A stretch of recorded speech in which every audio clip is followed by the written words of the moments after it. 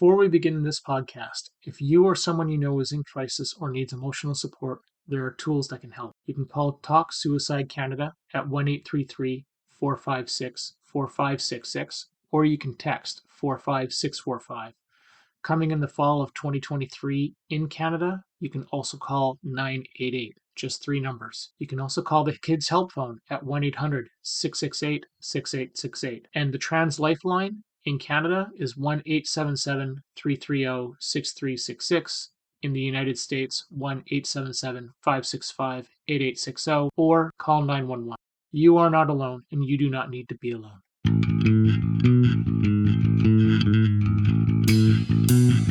Welcome to the We Are the ADHD Family Podcast. This podcast is meant to chronicle our family's journey with ADHD, autism, and other discoveries along the way.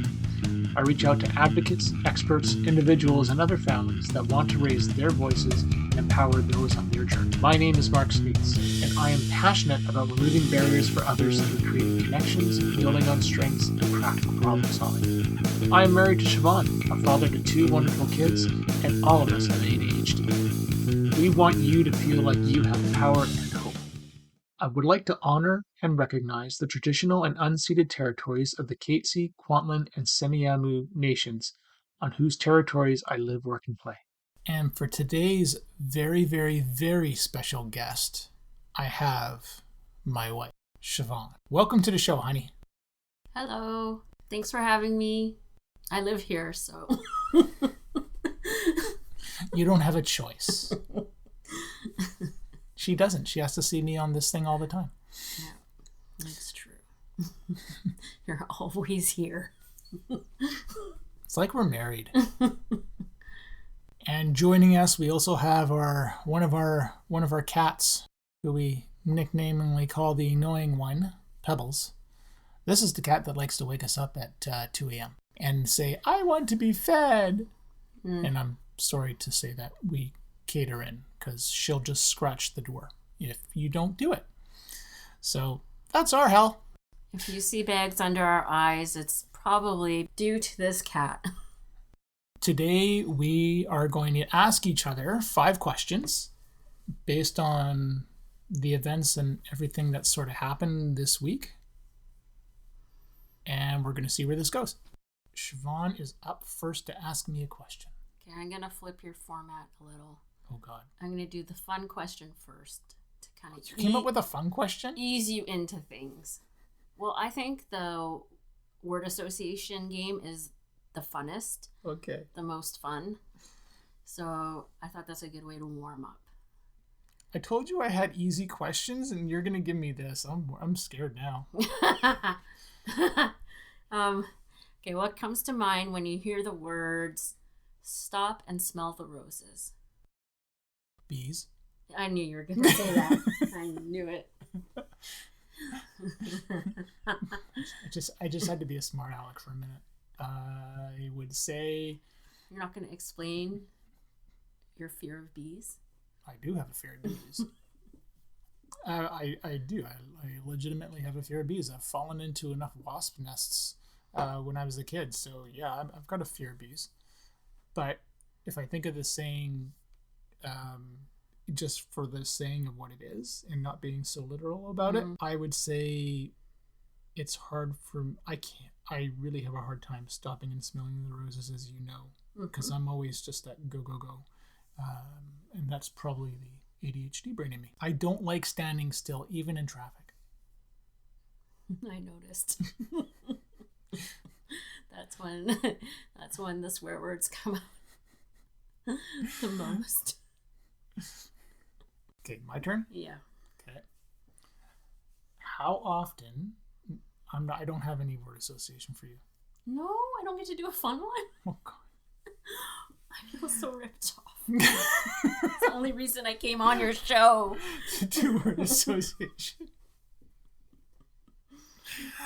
All right, I'll be podcasting from the couch later tonight, and we'll see how that goes. How often did you think about just walking away, giving up, and sticking with just ADHD? Probably how often? I don't know. There probably was a point maybe a year ago after the last appointment at the pediatrician where I was like, okay, this is probably not happening, and we just have to kind of accept this is where we are. And I don't know. I don't think I dwelled on it or thought about it often. I think I just kind of accepted that we would just have to accept it. Like, just that was just the answer. Stop. Just stop. Just stop. Just stop waiting and hoping and expecting that call to say, come on in for your appointment. So when we did get that call, I was really surprised. That was a legit shock. Like a year and a half ago, we got the call saying that. Yeah, the first call. The first call in the Lego store at the bottom of the. Yeah, I remember it. That was that, and they said, what did they say, that we would get something in the mail? And, we get forms in the mail, or something would come in the mail, and then I don't think we got anything in the mail. No, we did. We sent something back. And then we faxed over the 80 pages. Yes, but that was more than a year ago. So from the time we got that call, it was still a year and a half. And I knew with what we had experienced, just getting referred, that there was probably going to be a longer wait. So yeah, just keep doing what we're doing.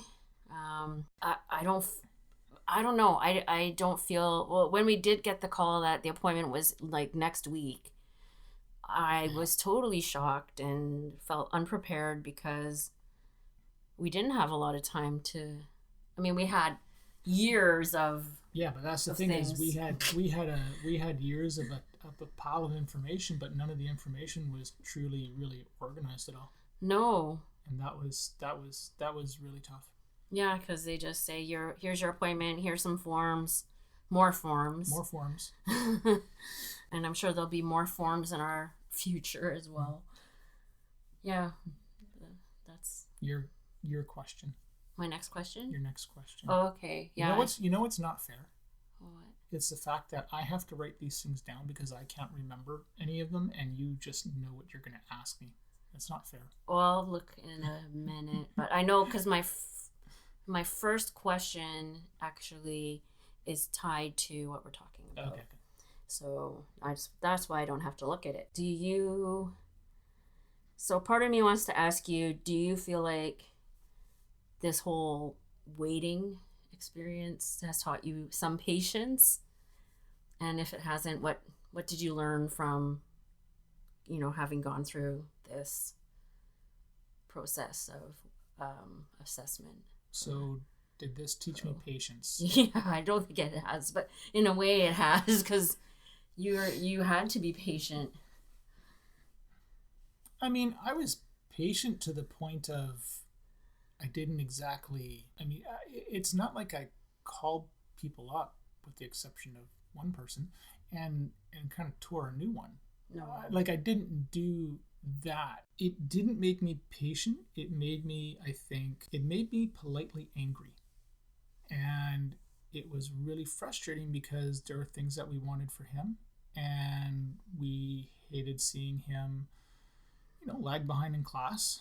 Mm-hmm. And grade 3 is a bit of a triggering year for me, since that was the year I was held back, and I didn't, here he is in grade 3, and I know that they're not holding kids back, but to have that similar sort of experience, I just wanted to fight for him as much as we could and to get him the tools that he needed. Yeah. And that was it. That's where that's I think where the patience went. The patience went into advocating as hard as I could and talking to people and, like you always joke with me, is that I'm always talking to somebody. Mm-hmm. And there's never sort of that quiet moment because there's always something else I sort of could be doing. I could see that. But I mean, I have patience, but I just need the action to get to the thing, and then I can be patient and find some sort of way to relax, which I don't know how to do yet. I want to tie in your first answer with this question, but also the opportunity to change your answer. So with what you were saying before, mm-hmm. would you say that was the lowest point? Or was there something else that made it the lowest point? That wasn't my lowest point. My lowest point is probably during one of O's hard times when he was just so distraught and having a meltdown, just not knowing how to help him figure those things out socially. So that's the lowest part. Mm-hmm. And at that point, it didn't cross my mind that, I have to, I'm not even thinking about diagnosis or any of that medical process. I'm just thinking I wish I knew how to make this better for him so that he didn't feel like this. That weighs on my mind too. The diagnosis piece probably weighed a bit more because I kept hearing in my head, how can this not be autism? And just thinking to myself that I probably have more to learn. Yeah. And that I thought was tough. Just the not knowing why he's struggling so much and how we can help, that is the hardest part. Yeah, feeling completely powerless. Like on a life raft stuck out in the middle of the ocean and in the middle of the ocean that's raging. No, I mean in the middle of the ocean that's raging and there's no stopping it. Yeah. And you're in a storm. Yeah. And that's the hard part. Yeah, there's no lighthouse, there's no land, anything to guide you, and I think trying to find that and be that anchor for him was a major challenge. Mm-hmm. Your turn. Oh, I get to ask you a question now. Yeah. Can I remember without looking? No, you can't. You're picking up your phone. Honestly, I stopped on my way home and I wrote them on my notepad. I already asked you that. Oh. Help me. Okay, I'll switch it up. What is one thing people get wrong about you? Me? Yeah, you. Oh. I know you love talking about our son and our daughter and our family. I think people think that I have it all together. And the truth of the matter is, I don't know. Maybe I feel like I do now because the past 12 months have provided just a ton of clarity. How many months? 12, like the past year. But I have I would love nothing more than to have sort of the game plan on what kind of to do, but the only thing I sort of know is just fighting for him the best I can. And that takes time, that takes energy. It takes being able to talk to people and to try to bridge those gaps. And that's it. I don't think people... I think the other thing that's sort of lost is I don't really think people understand how hard, I've had to work for certain things. O is certainly one of them. Kenzie, not so much, because, whether that's strata stuff, work, job stuff, like it's been a heck of a challenge. And I don't think people really see that because they don't know and they don't necessarily ask. And you're right, it is all about, for me, a lot of it was all about and making sure that he's got what he needs or you've got what you need, because I'm always thinking about the others or you and Kenzie and that kind of thing. And yeah, I kind of will deflect, and I've had people ask me that question, like, what do you need? And I'm like, I have no idea. I just don't. What was your highest point? Like most positive highest point? I guess it was when we're sitting in that room with the psychologist. And on Tuesday. Yep. On Tuesday. And he asked us something. What do you think? Oh, is that, you mean when he asked us about, what do you think? Do you think your son's on the spectrum? Yeah. And then we both answered at the same time, yes. That was That's funny. Like, it wasn't a feeling of, it's not like a feeling when we got married or when what? Kids were born, but it was a feeling of, yes. What feeling did you have when we got married? It was more like a feeling of relief, of like, someone's listening, finally. Yeah, and I think for me, that moment especially was, him asking us, what do you think? And when he said that little stat thing of, 60% of this is what the parents think, he, like he said, he knew things were serious when, number one, the two of us were there, and he mostly gets just the moms or one person. And then the other thing, when we pulled out, like when he pulled out all the spreadsheet information, he was going, like, that was huge to him because it was so organized and what we had done.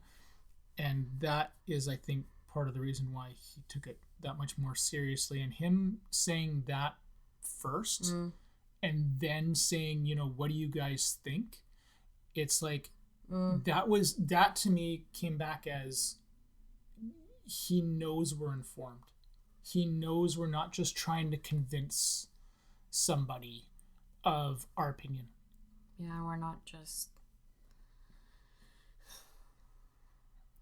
grasping, Grasping, yeah. Like, I mean, there's been lots of people, I'm sorry, I don't mean to diminish the other people who listened and helped us along the way, but someone who can help, someone who can change things, gave us. And he changed things. Yeah. That time and energy and respect. Yeah. So that was a high point. I think for me, that certainly was. I'm putting this question on myself, but I think a high point for us is, right now, I don't think things have ever been as good as they are. And that's really, really, that makes me really happy. I mean, we're still learning. We still make plenty of mistakes. But everyone is happy, and we've just come so far in however many years it's been. And I think this is sort of the high point. I would look at even the stuff he would do at Ninja as a high point, because he tried so hard for that, and you saw how much heart he has. Yeah, and he channeled his energy into achieving something outside of himself, and he enjoyed seeing what he could do. Oh, I wish they didn't leave. Yeah, same. Okay, your turn. Is it my turn, really? Yeah.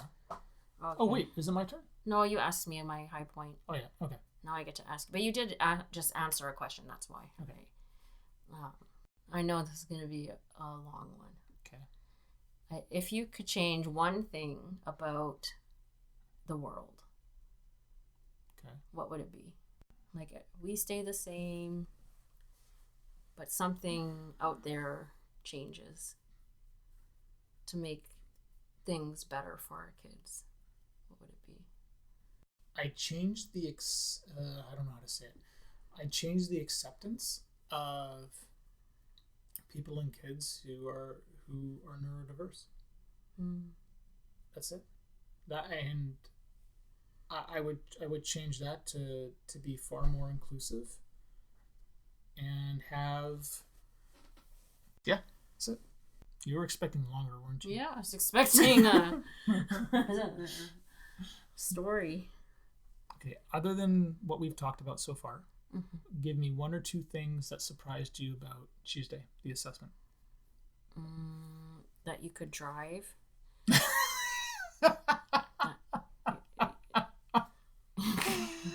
And I really thought that your arm was so sore.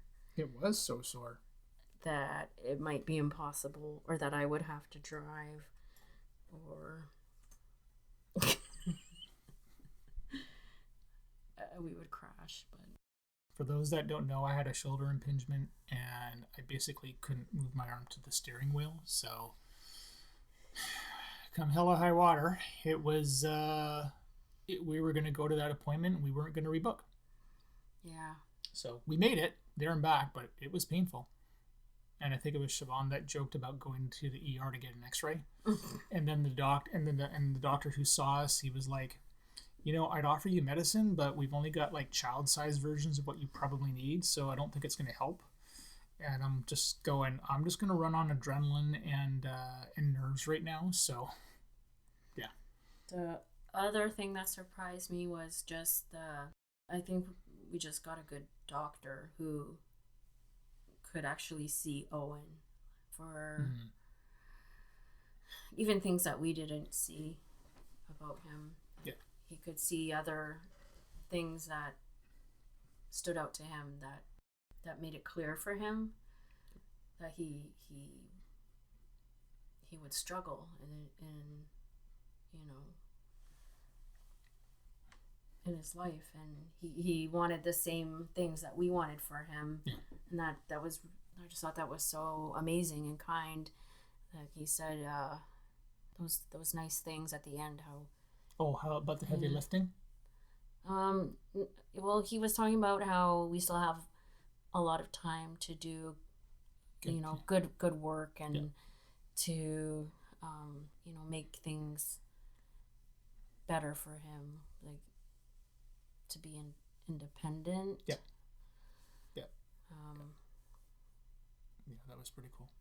But I know Owen is always going to need us some way. Yeah, which is fine. Yeah. This is the end of part 1. Tune in for the next episode for part 2.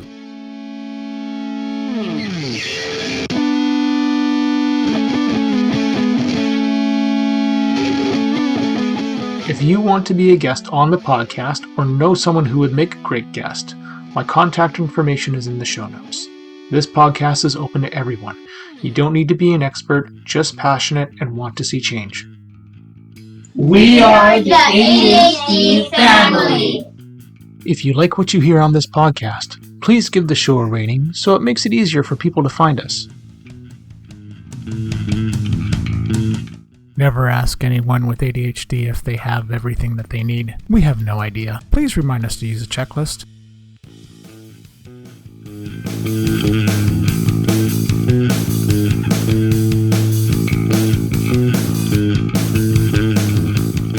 The opinions expressed by the hosts and guests are not associated with any employer or organization unless otherwise stated.